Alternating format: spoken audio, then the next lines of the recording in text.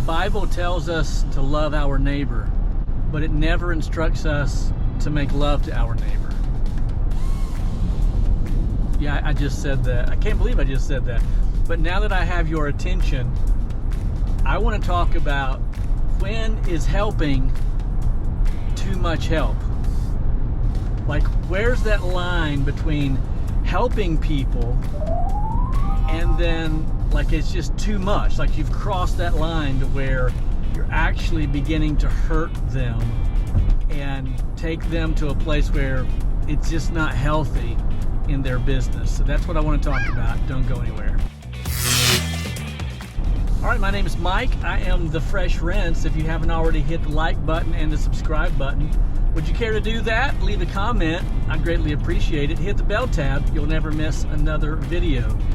So I'm en route from my home in Ohio to Chicago, or just near Chicago, for an old school BMX show, baby. Old school BMX. I'll be there for the weekend, and wanted to kind of share some thoughts that kind of been on my mind lately. One of our viewers reached out to me literally just a few hours ago via Messenger and said, it seems like there's been a shift. Like you've preached in the past that maybe we shouldn't help everyone all the time, and now you're doing a full-fledged tutorial on how to build a pressure washing rig. And he's right. It's like, I mean, this video series that I've been doing over the last months, I think I'm 16 or 17 episodes deep into this series, has created a monster. Like, the video series isn't like, hey, you need to do this, and then your next step is this. It's been like a college class on how to set up a pressure washing rig, and I never set out to do that. But that question that he asked has kind of caused me to kind of question my own intentions of why I'm doing this series. And it does seem like there's been somewhat of a shift. But as I'm thinking about this for the last few hours, I kind of landed on the idea that maybe those two ideologies can not only coexist, but that they can complement one another. And that's kind of what I want to talk about, because I do believe that there's a point to where you can love someone to the place that, like, you can love someone without being in love with them, right? Like I'm gonna try to love everybody, but I'm only in love with one. Well, two if you count Jesus. So yeah, I think that those two ideas can complement one another. So I still land on the idea that we can help one another too much. One of my mentors by the name of Menlo Parker, he said this, I'm going to butcher this a little bit. I learned how to do it when people got tired of teaching me how to do it. So let me say on the record that I would not be where I'm at, as low on the ladder as I am, if it were not for some people who really took me under their wing and helped me out. In fact, I posted something like that on Facebook recently, that I had some really good mentors early on who I don't even remember their name. I mean, I didn't even know to be grateful. I thought that everyone in the pressure washing community 9 years ago when I started, I thought everybody just helped everyone. I didn't know that it wasn't this close family and that there was like a spirit of rivalry that existed. And now I even understand a little bit of that element of the spirit of rivalry. I get that it exists, and it probably exists with good reason at times. But I had some guys who really, really helped me out, to help kind of walk me through the journey early on. And if it had not been for them, I don't think I would be where I'm at. And yet at the same time, some of those eventually almost ghosted me for good reason, because it was better for me to cut the cord, right? Like at some point, like the baby's born and you got to cut the cord, and it's got to start to learn at some point. And there was a time when I couldn't get a response from anyone. And guess what? It was in those times that I took the knowledge that I had and then applied it to some problems and came up with a solution. And I was better for it. So I don't think that I would be where I'm at if it weren't for their help, but I also don't think that I would be where I'm at if they didn't eventually hit the eject button and stop being my tutor.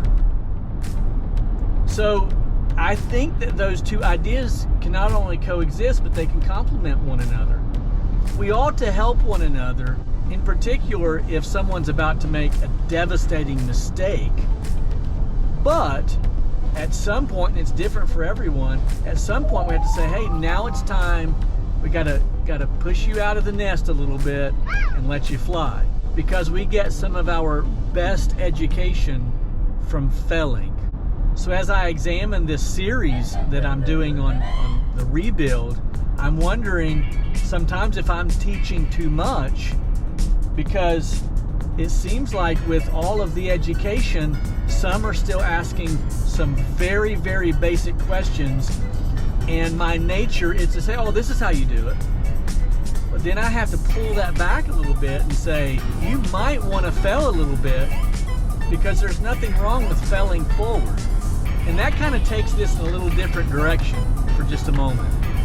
I read on Facebook in one of the pages, one of the groups today, where someone went on a rant about how that you can get all the education you need on Facebook and YouTube, and then with some experience. And I don't absolutely disagree with that, but they took it to the point of saying that these courses and these classes that people are offering are all a waste of money. And let me say real quickly that there's an argument to everything that I say, and it may be a good argument. So if you're going to argue with me about it, you're probably just going to hear me say, okay, you're right, because maybe you are. But I will say that there's value to courses and classes that you can take on pressure washing, and that value should not be minimized by some YouTube guru or Facebook jockey. If you're new to the pressure washing industry, I would absolutely encourage you to take courses and classes. A lot of that stuff you can learn in the field, and a lot of that stuff you can learn on YouTube. But if your son or daughter came to you and said, I think I want to be a welder, and I want to make $60 and $70 an hour welding, you wouldn't say, well, don't go to school for that. Just get on YouTube. You can learn all there is to know. The fact of the matter is, there's a lot to learn about welding. I took 2 years of welding school, and my beads are horrible. Like, terrible. Then I go on YouTube, and I'm like, okay, I'm doing it all wrong. There's a lot to learn on YouTube about welding, but you would never tell your son or daughter. In fact, you would probably say, show me the school, I'll pay for it. I'll help you out. I'll split the cost. But for some reason, we want to tell people when they enter into this field of pressure washing that you can learn everything on YouTube, Facebook, and in the field. And the fact of the matter is, there's a lot to be learned in school. So don't discourage people from taking classes. It costs thousands of dollars, perhaps, to take these classes, but there's value in those classes that you're not going to get on YouTube. And yet, at the same time, you can take all the courses that you want, and until you get out and experience it for yourself and make some mistakes, then you're not truly going to be educated. But on the same token, there are a lot of lessons to be learned in the field that you'll never learn in a class. So the two can complement one another. I'm not going to outright say you shouldn't go to school and you shouldn't take a course. But I'm also not going to say that you're going to learn everything in those courses. But know that you're going to get out into the field and you're going to scratch your head and say, wow, they didn't teach that. With all the money that I spent on courses and classes, they didn't teach that. There's value in both. So how would I direct the newbie the brand new guy or gal who's starting afresh and they want to start a business and they're gung-ho and they're excited, they want to wash houses, they're tired of their job, whatever the case may be, and they learn best in the field. Well, I would tell you to not quit your job and do it on weekends and wash every house for free for your family and friends. Make a bunch of mistakes with the people who already love you and aren't going to sue you, and get your hands dirty that way, because experience may be the best form of education for you. But if you can do that and take some courses and classes, do it. Why not? Invest in yourself. And don't be upset with the veteran who eventually pushes you out of the nest and seemingly ghosts you and won't answer any more questions. That's their way of saying, I'm happy to help, but I've exhausted all the measures that I can to teach you. Experience is now going to be your best education. So let me leave you with this real quick story. Years ago, I was a pretty good golfer. Like, I only play once or twice a year now, but back in the day before pressure washing, I played sometimes 2 and 3 times a week, and I was a solid golfer. I could even teach someone to correct their slice. I was nowhere near a pro, but I could hold my own. I'll never forget one time I played 18 holes. It was terrible, and afterwards I went to the driving range and I wanted to correct my slice or my hook or my chunk or whatever it was. And there was this guy on the driving range who was solid. Man, he was striping the ball. He could hit it anywhere he wanted to, in any direction, as short or as long as he wanted to. He was a solid golfer. And so I struck up a conversation with him, and I asked him, how long have you been playing golf? And much to my surprise, he said, this is what he said. He said, I've never actually played a round of golf. And I said, you're lying to me. He said, no. He said, I've never. I said, you look like a professional. Your swing is spot on. He said, I've been coming to the driving range almost every day now and he told me however many years. And I said, but you've never played. He said, never played a round of golf. I said, I have to ask why you've never played a round of golf. And this is what he said. Eventually, I will be good enough to get out there and not make a fool out of myself. I didn't say what I wanted to say because he had a 9-iron in his hand. But what I wanted to say was, there's nothing flat about the golf course. Like there is on the driving range. The driving range is the best case scenario.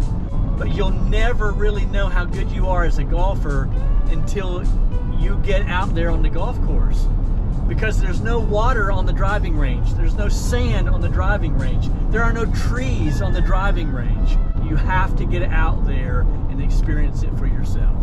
So thank you for taking the time to listen to my rant. Again, I believe that those two ideas, education and experience, can complement one another. All right, my name's Mike. I'm the Fresh Rinse. I'm lost somewhere in Indiana, and I'm out.